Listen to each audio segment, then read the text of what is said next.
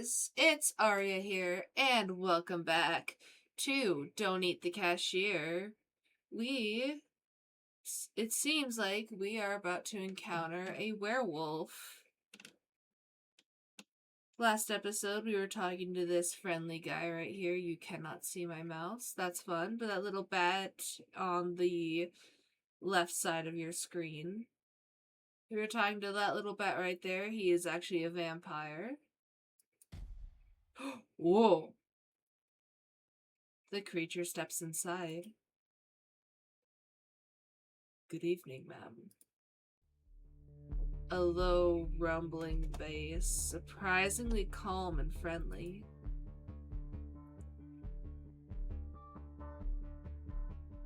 I'm listening, sir.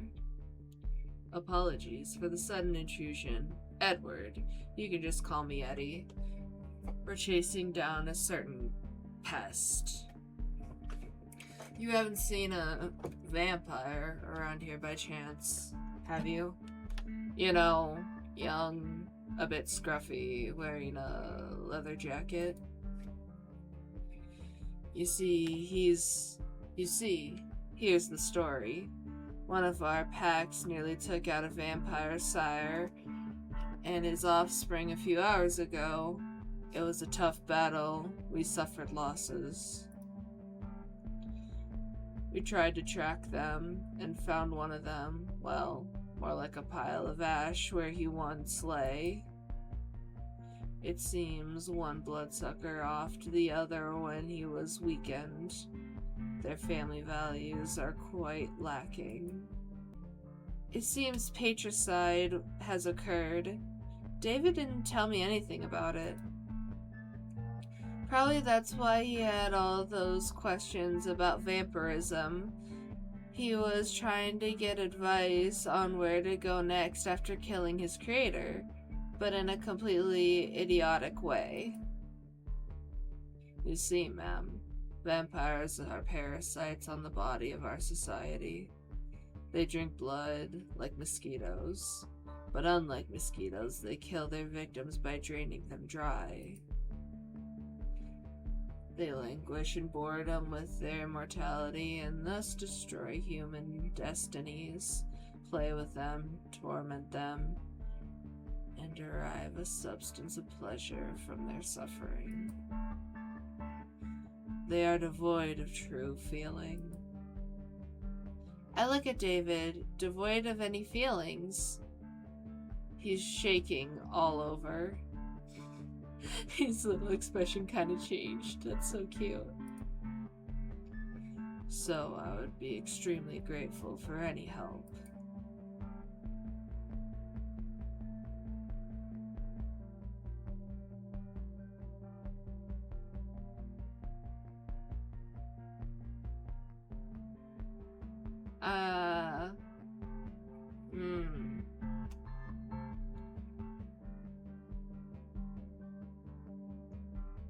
I'm not gonna give David away.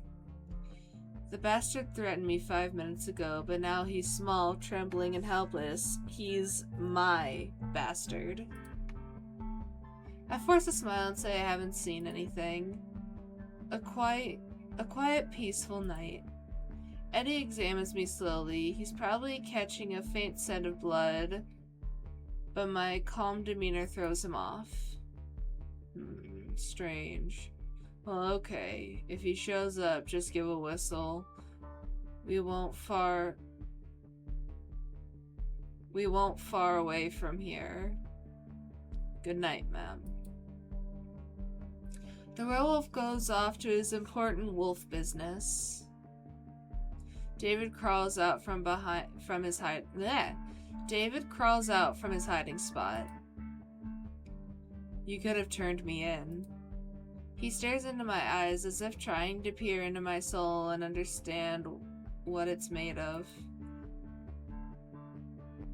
And that would have been the sensible decision. But I'm glad you're not one of those sensible ones. David says this with genuine relief in his voice. He's grateful to me and now doesn't quite know what to do with that gratitude. He clears his throat awkwardly. So, what's the answer to my question? What would you do if you were a vampire? His gaze reminds me of a lost fighting dog.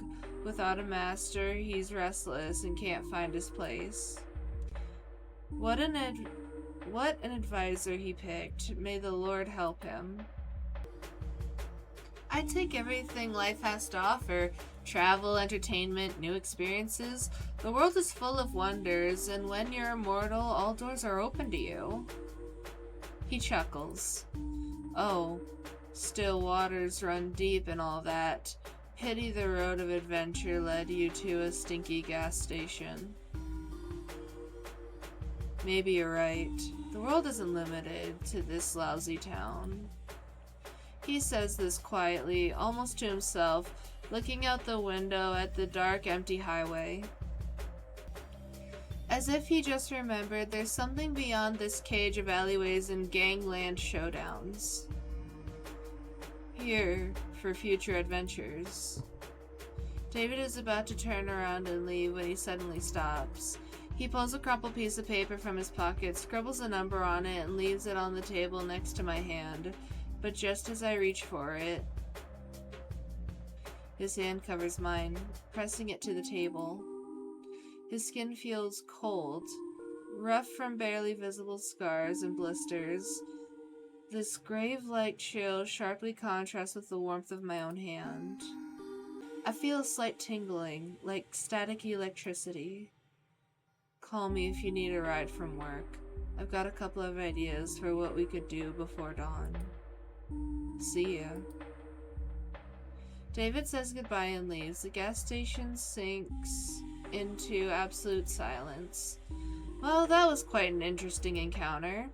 I really could have turned him in, but I didn't want to.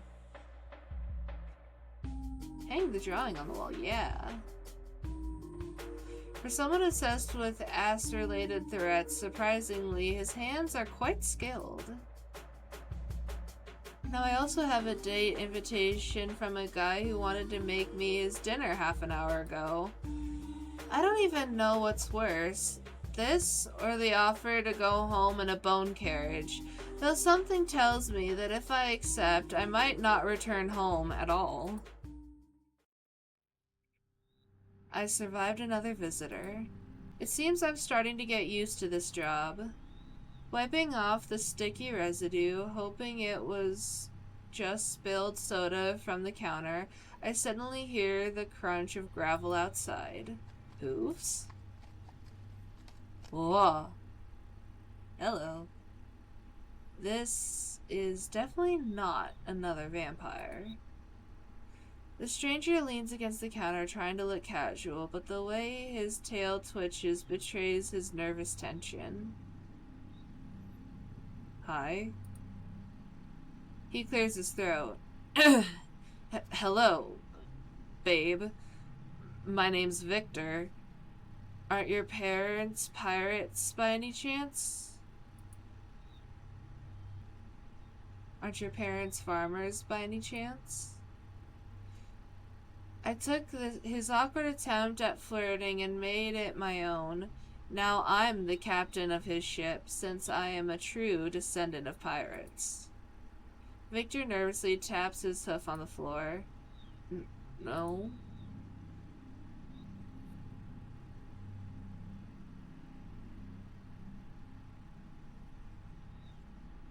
Then where did they get such a sweet peach? His face instantly lights up, so much so that his ears are smoking, it seems. Thank you. He shuffles his foot. Miss, actually, I wanted to give you a compliment. I mean, to flirt. Victor makes vague gestures with his hands, as if trying to describe a complex mechanism that just exploded. It was all supposed to go completely differently. You were supposed to blush and giggle, and you broke it all. So he believes this was really supposed to work on real-life people? His face is burning. Victor takes another deep, frantic breath. His stomach is growling so horribly. I hope the guy is okay. Is it really that bad?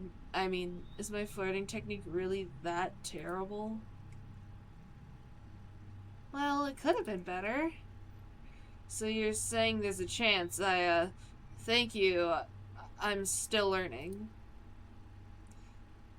So I'm not that bad. It wasn't completely disgusting? His hooves tap a rhythm on the floor. Alright. It could have been better. I can deal with that. This is constructive criticism. Maybe the problem was the presentation or the pirates. Pirates are cool, right? Everyone loves pirates. Wait, no, don't answer. I'm talking too much again. He coughs shyly and mumbles something to himself.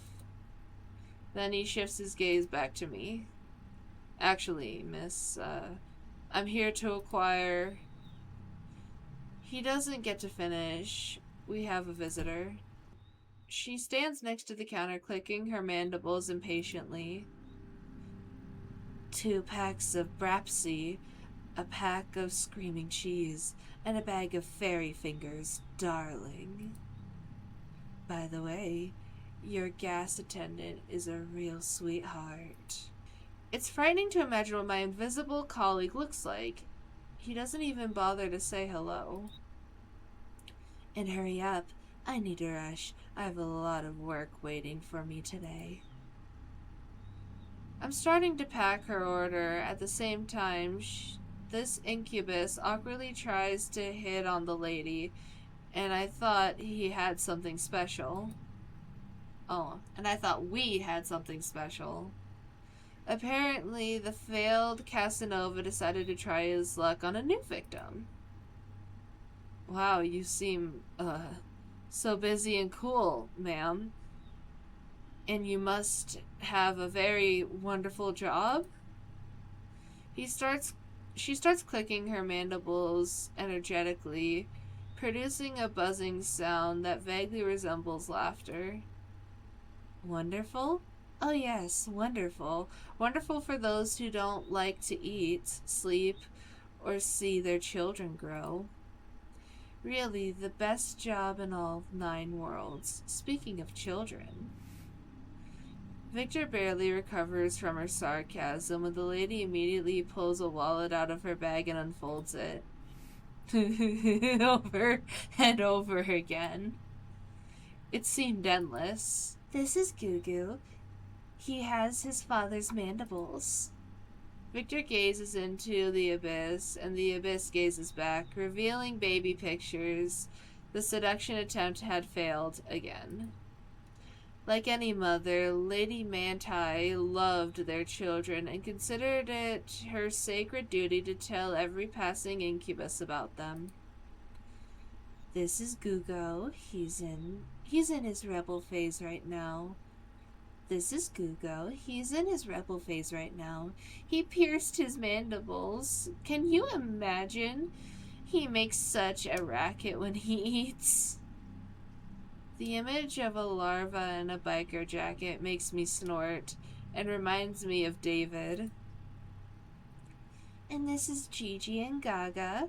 They're still larvae, but already so talented. What talents can larvae have? They just lie there and eat. I do too, though. Wait. Don't think about that.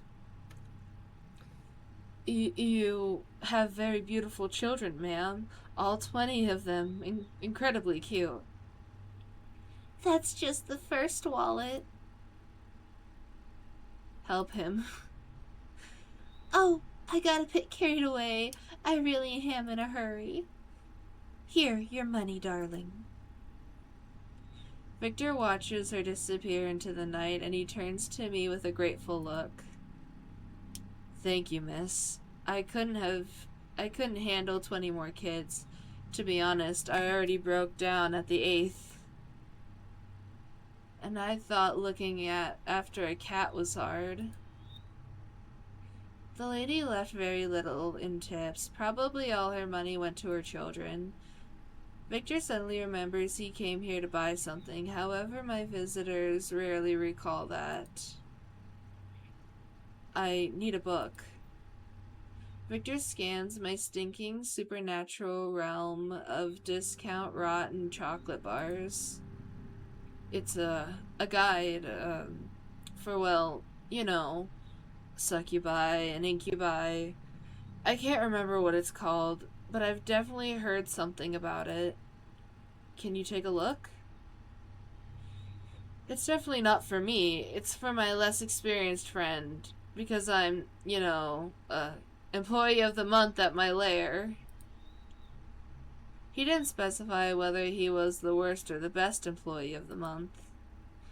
Well, life force harvesting for dummies. Or something like that. I hear him mumbling quietly to himself. Such a shame. I should have just stayed at home and rewatched Evangelion for the 10th time. I'm heading to the storage room. Just a few hours before I was rushing around here looking for blood for a very hungry monster. Now all these vials, eyes, and tentacles seem less ominous. A gigantic dead moth lies on top of one of the boxes, or perhaps it's just very tired. I'm rummaging through the book section, deep in between baboon metaphysics and limits of patience of your dead servants. I find the desired volume.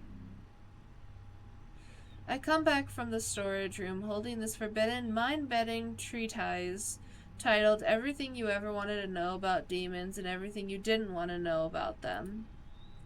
Wow, this is definitely better than those PDF guides from various sites for, never mind who. Clearly not for the whole family. Let's study it? Yes, it would be very unusual if he just paid me, tipped me, and moved along. I expected too much from this life. But in fact, this will be an entertaining educational lesson. It clearly won't be unnecessary. And the guy looks like those pictures are enough to make him faint. The sooner this is over, the sooner I can send him on his way. We find a cozy spot next to the counter. I pull the grimoire closer. I open the book, and the pages, yellowed and brittle with age, release a cloud of dust and indecent, horrifying desires. Incubi, the nature of the tempting rogue, hooves of desire. Tempting rogue? Oh, that's me. Yeah, definitely me. Hooves are just like mine. You have no idea how awful they clop, especially on tiles. When you sneak to the fridge at night, the whole house wakes up with you. Everyone thinks there's a big, clumsy cow living in your apartment. Yeah, I think you're really more an incubus. They're all purple. Oh, you're right. All incubi really are purple. I thought my skin color was just some kind of coincidence. Like when you create a character in a video game and just spin the color wheel until you stumble upon something weird. He gives me a cautious look, as if not entirely sure about the coolness of his purple hue.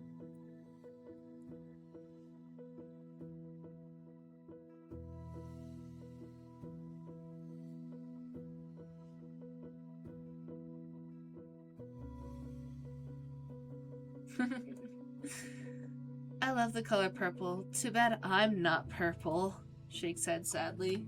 His face immediately brightens with a smile. Yeah, well, I think it's pretty cool too. It's nice to know you like my... what's it called? Demonic phenotype?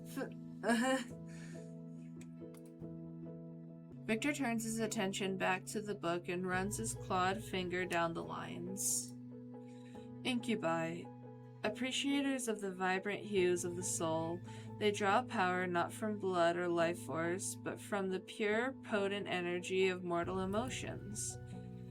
And although a refined bouquet of positive emotions is the preferred ambrosia, what a fancy word, a practitioner can also sustain themselves with more fickle energies of negativity, despair, horror, and humiliation, provide a quick, albeit unpleasant, rush of power. It's no wonder that now, after an argument with someone in the comments, I feel like I've eaten a few raisins. Judging by the expression on his face, he clearly isn't cut out for horrors and humiliators.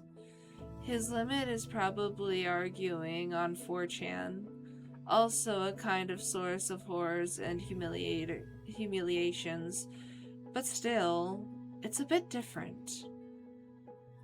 An incubus can, albeit less effectively, form a symbiotic connection by feeding off a single constant mortal vessel. The mortal vessel, in turn, can absorb some of the power from the incubus, among other things, their immortality.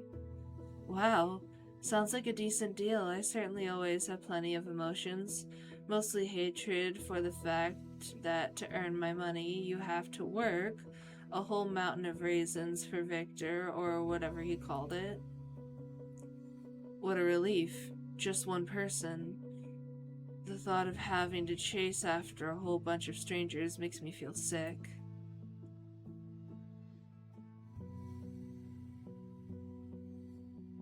Strangers are the scariest thing right after rent. Yeah, I totally understand you.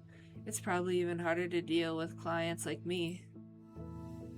Communication is already a horror show in itself, and then you add a literal horror with vampires and ghosts. Just a nightmare. He really looks at me with sympathy. He feels sorry for me. I don't even know how to react to that. Trying to understand what people want from you is quite the challenge. It's like trying to play a game with its rules changing every 5 seconds. And someone has turned off your screen, and you're paralyzed. Basically, yeah, I completely get you. Victor flips through the grimoire, reading the chapter titles. Techniques of rogue seduction, juicy emotional juices, using lascivious energies and thaumaturgical purposes. I don't even want to know. I just want to not starve without energy and maybe pay my rent. I don't need to be the lusty cousin of Dr. Strange. His finger finally jabs at a random chapter, title somewhere in the middle. Love letters. It seems completely and irrevocably outdated, especially that part about carrier pigeon colors. Love letters. Who writes love letters anymore? This should apply to text messages now, right? But this is a good start. Let's work on this before moving on to more complex seduction methods. He pulls out a pen from somewhere, a cheap ballpoint with a little anime cat charm on the end. I hand him a grease-stained napkin, like everything in this rotten place. The book says to convey aching adoration and a hint of forbidden desire. Victor starts scribing something on the napkin. Maybe something like this? No, Victor. Try again. Yeah, I guess this really isn't the most aching thing in the world. He takes a less greasy napkin from me and starts drawing again. What about this? Will you marry me? And a funny kitty. Wonderful. That lonely, pain-filled tear is like the cherry on top. Oh, tear. Check the yes box. Victor's mind is now a blue screen of death. This probably means the picture turned out well, right? With a trembling hand, he takes the drawing for himself. If my client gets a heart attack, Bob will probably kill me. Victor continues to flip through the book. Recognizing the desires of the vessel, he scans the first few lines of text. It's all about observing subtle hints, interpreting body language, and engaging in candid conversations to uncover the special nature of mortal carnal desires. He glances at me. What does Vessel Arya want?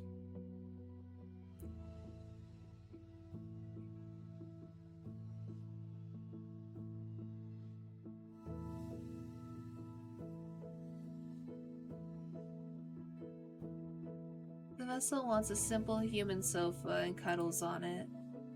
Oh, great. And pizza, right? In his eyes is genuine sympathy and an understanding of every delicate string of my unfortunate lonely soul. That's honestly quite a simple desire. I think if the criteria for the second person on the couch aren't too strict, I could easily help. Though sometimes I comment too loudly on what's happening on screen. I hope that's not too much of a problem. Sometimes you just can't help but make a stupid comment 10, 20, and 5 minutes, especially when you know some facts about the movie. We continue to study this villainous seduction manual. The art of verbal seduction and slippery flattery. To his surprise, Victor finds no mention of the fact that pirate compliments work on living people. We examine the first paragraph, where the words are labeled as keys to the treasure chest of the heart, and flattery is described as a powerful aphrodisiac for the ego. It's all very dramatic, but the main idea is quite simple. Say nice things, don't say unpleasant things. This is definitely outdated. If I tell someone that his eyes are double gateways to the campus ellipses, I'll definitely get sprayed with pepper. And this, good lord, when I kiss you, I tremble like a paralyzed beggar. How is that even supposed to work? No, that's too much even for me. Victor clears his throat. His gaze slides over to me, trying to latch onto something particularly attractive about my appearance. You have very elegant ear shape. Thank you, Victor. No problem. I mean, they really are. They have a very elegant curve. Aesthetically pleasing, 11 out of 10 on the ear attractiveness scale. Ears on my head are an 11 out of 10. Will there ever be a happier day in my life? He takes a deep breath, gathering his courage for another compliment. Actually, I think you have a wonderful sense of humor. Like, nothing can really get to you, right? Most people would scream, run away in horror, or fall into a true existential crisis.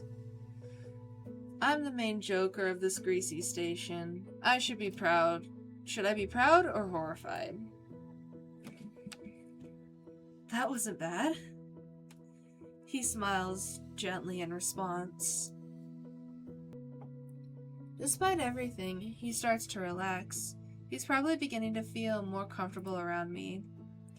I would have never thought a monster would have to struggle with discomfort from interacting with a mortal soul, and not the other way around. Another chapter. How to be a mirror. I didn't know we could change. Oh, it's metaphorical. The text describes the principle of mirroring, subtly borrowing mannerisms, speech patterns, and even expressed opinions of the victim to create a sense of closeness and understanding. The path of least resistance to gaining mortal attachment. Oh no. What about all that stuff about just be yourself and everything will work out? My mom lied to me, didn't she? With similar interests, what do ordinary people like? Football and the weather? Definitely not anime and Dark Souls. Discussing the brilliant soundtrack of Silent Hill with people is a bad idea, that's for sure. Alright, patience. The book says that patience is the key to success. Victor lifts his gaze to me. Play along with me, please, like we just met. Beautiful mortal soul, I've appeared to you in half-dreams so many times, but I finally decided to find you in reality. I won't let you go so easily again. Even though the words aren't the most elegant, there's something supernatural about them. I still begin to feel a pull. A shiver runs down my spine.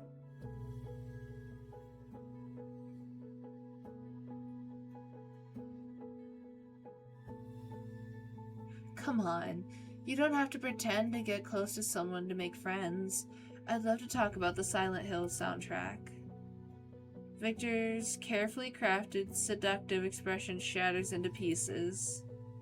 His eyes widen. He blinks several times, and his gaze ignites with pure delight. You really want to talk about Akira Yamaoka's industrial soundscapes? And how they create an all-encompassing sense of psychological horror that reflects the protagonist's inner turmoil? Because, I mean, the use of trip-hop elements in the Silent Hill 3 soundtrack is criminally underrated. Criminally. Oh, yes, mortal. Your interest in such hysteric melodies is quite intriguing. He chuckles softly. But you're right, pretending is very exhausting. You can never truly be close to someone if you're always pretending. Though, I don't really need that, do I? I just need juicy, sweet emotions. Well, who am I kidding? I'm the most pathetic incubus in the world. I need more than just that. He's flipping through the treatise a bit longer before letting out a sigh. His stomach growls again. It seems he could use an emotional snack. I think we've covered all the important stuff. I suppose it's time to wrap things up. He starts to rise from the floor. Wait, how did it happen that no one explained anything to you? Even I had a briefing. A 2-minute one. I'll tell you, but promise you won't laugh? I promise. Relief washes over his face. Yes, wonderful. I accidentally sold my soul on the darknet. He holds a dramatic pause. Go on. Fuck, what an idiot I was. I dropped out of college back then because of constant stress. I moved into a tiny dump and barely left my apartment. I was scraping by with some freelance work. I talked, well, sometimes I chatted with various anonymous folks from 4chan, people without names, gender, or age. And then I stumbled upon a stupid ad. What did I have to lose? Definitely not a demon 7566. In the chat offered me a chance to escape loneliness. Later, after I turned into this creature, he told me he did it for laughs. He left no instructions, just wrote "get good" in the chat and deleted all contacts.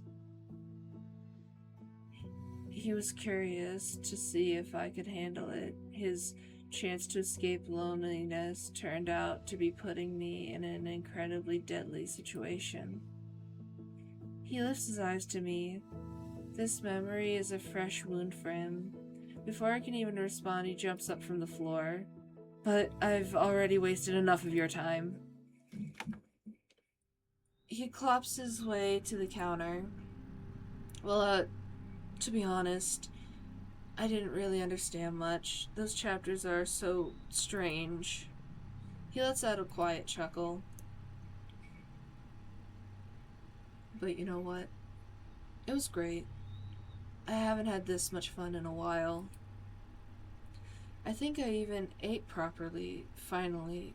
Positive energy, I mean. Thanks for the lunch. I'm not sure if I need to pay for that too, but I'll leave some money just in case. His tail twitches awkwardly. I haven't really interacted with people since college killed my will to live. It felt strange not to feel like such an idiot around someone. Thank you very much. He tosses some money into the jar, then takes a deep breath and adds, maybe someday we could, well, hang out together. Not as a lesson, just play some silly games, like friends.